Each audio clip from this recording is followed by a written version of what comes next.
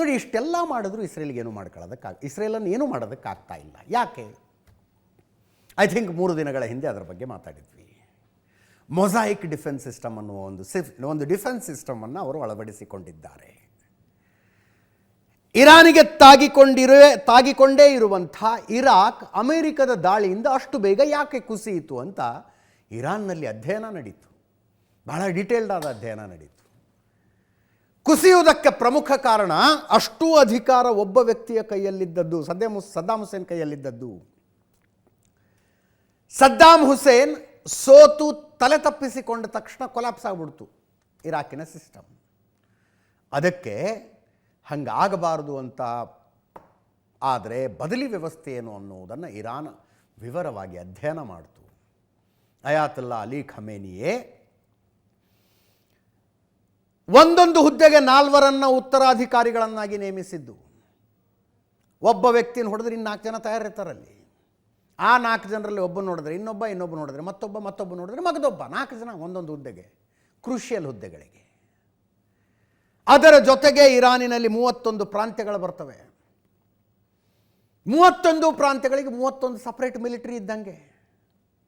ಅವರಿಗೆ ಸಾರಿಗೆ, ಸಂಬಳ, ಅದರ ದುಡ್ಡು, ಆಯುಧಗಳು ಎಲ್ಲವೂ ಪ್ರತ್ಯೇಕ. ಇರಾನಿನ ಮೇಲೆ ದಾಳಿ ಆದ ತಕ್ಷಣ ನೀವು ಪ್ರತಿದಾಳಿ ಶುರು ಮಾಡಬೇಕು. ಯಾರ್ಯಾರ ಮೇಲೆ ಪ್ರತಿದಾಳಿ ಮಾಡೋದು? ಕ್ಲೋಸ್ಡ್ ಎನ್ವಲಪ್ನಲ್ಲಿ ಟಾರ್ಗೆಟ್ಗಳನ್ನು ಕೊಟ್ಟುಬಿಟ್ಟಿದ್ರು ಅವರಿಗೆ ಮೊದಲೇ. ಇರಾನ್ ಮೇಲೆ ದಾಳಿ ಶುರುವಾದರೆ ಇಂಥ ಎನ್ವಲಪ್ ಓಪನ್ ಮಾಡಿ ಅದರಲ್ಲಿ ಲಿಸ್ಟ್ ಇರುತ್ತೆ, ಆ ಲಿಸ್ಟ್ಗಳಿಗೆ ಹೊಡಿತಾ ಕೂತ್ಕೊಳ್ಳಿ ನೀವು ಅಂತ. ಹಾಗೆ 31 ಕಡೆಗಳಿಂದ ದಾಳಿ ಆಗ್ತಾ ಇರೋದು. ಆ ವ್ಯವಸ್ಥೆ ಇವತ್ತು ಇರಾನನ್ನು 19 ದಿನಗಳಾದರೂ ಶರಣಾಗದಂತೆ ಕಾಪಾಡ್ತಾ ಇರೋದು ಆ ವ್ಯವಸ್ಥೆ.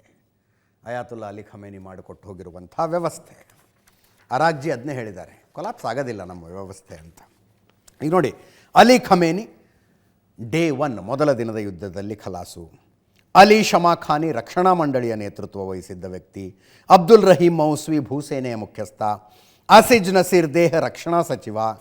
ಅಲಿ ಲಾರಿಜಾನಿ ಭದ್ರತಾ ಮುಖ್ಯಸ್ಥ. ಮೊಹಮ್ಮದ್ ಪಾಕ್ಪೋರಾ IRGC ಅಧ್ಯಕ್ಷ. Ghulam Reza Soleimani ಬಸೀಜ್ನ commander. ಈಗ ಸೈಯದ್ ಮಜೀದ್ ರಕ್ಷಣಾ ಸಚಿವರು. ಇಷ್ಟು ಜನರನ್ನು ಹೊಡೆದು ಹಾಕಲಾಗಿದೆ. ಆದರೂ ಇರಾನಿನ ಫೈಟು ಮುಂದುವರಿತಾ ಇದೆ. ಫ್ರಸ್ಟ್ರೇಷನ್ನಿಗೋ ಏನೋ, ಹಾರ್ಮೋಸ್ ಜಲಸಂಧಿಯನ್ನು ವಶಪಡಿಸಿಕೊಳ್ಳೋ ತನಕ ಈ ಯುದ್ಧ ಮುಗಿಯೋದಲ್ಲ ಅಂತ ಅಮೆರಿಕ ಕನ್ಫರ್ಮ್ ಆಗಿದೆ. ಒಂದು ನಿರ್ಣಾಯಕ ದಾಳಿಯನ್ನು ಶುರು ಮಾಡಿದ್ದಾರೆ. ಈಗ ನಿರ್ಣಾಯಕ ದಾಳಿ, ಬಂಕರ್ ಬ್ಲಸ್ಟರ್ ಮಿಸೈಲ್ಗಳನ್ನು ಹಾರಿಸ್ತಾ ಇದ್ದಾರೆ. ಒಂದೊಂದು ಮಿಸೈಲ್ 2200 kg ಬರ್ತಾವೆ ವೇಟು. ಒಂದೊಂದು ಮಿಸೈಲ್ ಅಂಥದ್ದು ಲೆಕ್ಕಕ್ಕೆ ಸಿಗದಷ್ಟು ಹಾರಿಸ್ಬಿಟ್ಟಿದ್ದಾರೆ ಇವತ್ತು ಅಮೆರಿಕದವರು. ಹಾರ್ಮೋಸ್ ಜಲಸಂಧಿಯನ್ನು ಕಾಪಾಡುವುದಕ್ಕೆ ಅಂತ ಒಂದು ಡ್ರೋನ್ ವ್ಯವಸ್ಥೆ ಇತ್ತು. ಭೂಗತವಾಗಿ ಈ ಡ್ರೋನ್ ಸಿಟಿಗಳನ್ನೇ ಮಾಡಿದ್ದಾರೆ. ನೋಡಿ, ಅಲ್ಲಿ ಇರಾನಿನ ನಾಯಕರುಗಳು ಇಸ್ರೇಲಿ ಮ್ಯಾಪ್ ಮೇಲೆ ನಡ್ಕೊಂಡು ಹೋಗ್ತಾರೆ. ಅಂಥದ್ದೊಂದು ಡ್ರೋನ್ ಸಿಟಿ 200 ಡ್ರೋನ್ಗಳ ಅಟ್ಯಾಕಿಗೆ ತಯಾರಾಗಿ ಕೂತ್ಕೊಂಡಿದ್ವಂತೆ. ಅದರ ಮೇಲೆ ಅಮೆರಿಕ ದಾಳಿ ನಡೆಸಿದೆ. ಹಾರ್ಮೋಸ್ ಜಲಸಂಧಿ, ಡೊನಾಲ್ಡ್ ಟ್ರಂಪ್ ಕರೆಯಬಹುದಾದವರೆಲ್ಲರನ್ನೂ ಕರೆದರು, ಆಹ್ವಾನಿಸಿದರು, ಪರಿಪರಿಯಾಗಿ ಕೇಳಿಕೊಂಡರು. ಆದರೂ ಕೂಡ ಯಾರೂ ತಯಾರಾಗಲಿಲ್ಲ ಹಾರ್ಮೋಸ್ ಜಲಸಂಧಿಯನ್ನು ವಶಪಡಿಸಿಕೊಳ್ಳೋದಕ್ಕೆ. ಅಮೆರಿಕದ ಜೊತೆಗೂಡಿ ಕಾರ್ಯಾಚರಣೆ ನಡೆಸೋದಕ್ಕೆ ಯಾವ ದೇಶವೂ ಒಪ್ಕೊಳ್ಳಿಲ್ಲ. ಈಗ ಅನಿವಾರ್ಯ, ನಮ್ಮಷ್ಟಕ್ಕೆ ನಾವು ಹೋಗ್ತೀವಿ ಅಂತ ಡೊನಾಲ್ಡ್ ಟ್ರಂಪ್ ಹೊರಟಿದ್ದಾರೆ.